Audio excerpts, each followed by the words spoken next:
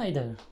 So there was a guy named Henry Kissinger who in 1970s pushed a policy to open up economically towards authoritarian countries, hoping they would steer toward democracy. But as we can see, it didn't work out with China or Russia, and since the 2022 Russian attack on Ukraine, the Western world started to move away from that policy. And we are effectively in a second Cold War. So all this talk about decoupling and later de-risking, chip bans and new tariffs on China are just the next steps in the Cold War. This will not stop unless there is a major change in each of these countries' attitudes towards the world, like regime change, or more likely the fall of authoritarian rule, because the West may not trust their new regime. We could see this coming years before, when Russia invaded Crimea in 2014 and even as early as Georgia in 2008.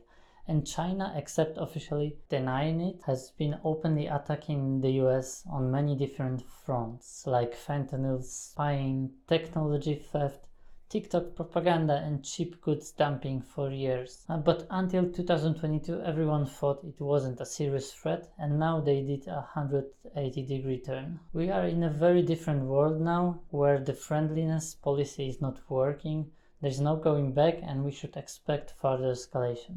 It is not unlikely that China will start a war with Taiwan, especially since they openly talk about it.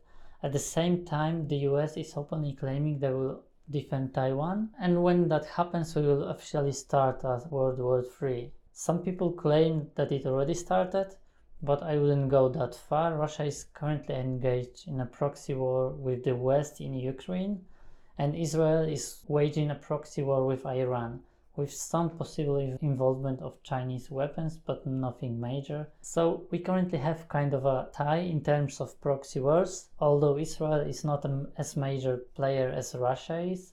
Additionally, there is one more conflict happening between these blocs. Since 2018, Russia has been undermining French influence in their former African colonies. However, until recently, France was completely ignoring that fact, hoping for a peaceful solution. So it is not surprising that France is now active. Rather, why so late? On the other hand, the situation of France is a bit inconvenient for the Democratic Alliance.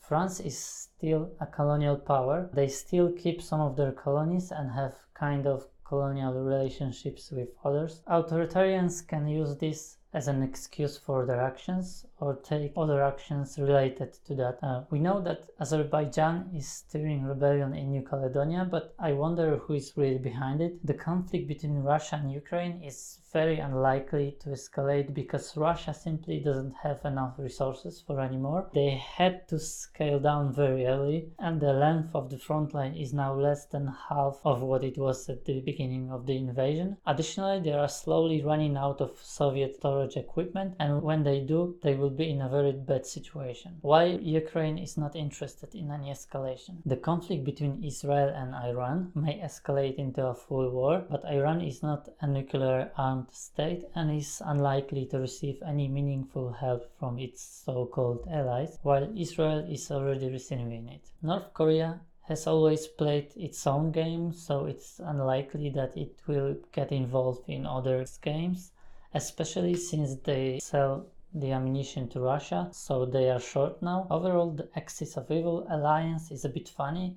They are as likely to help each other as to go to war with each other. The Iranian regime has often emphasized that its goal is to spread the Islamic Revolution to the whole world, including Russia and China, which coincidentally oppress Islamic minorities. Again, both Russia and China aim at the same thing, which is the global domination, and obviously they cannot both achieve that. Not to mention that all these countries have some serious issues and are likely to collapse soon. The North Korea is here only because they have no other friends and have nothing to lose.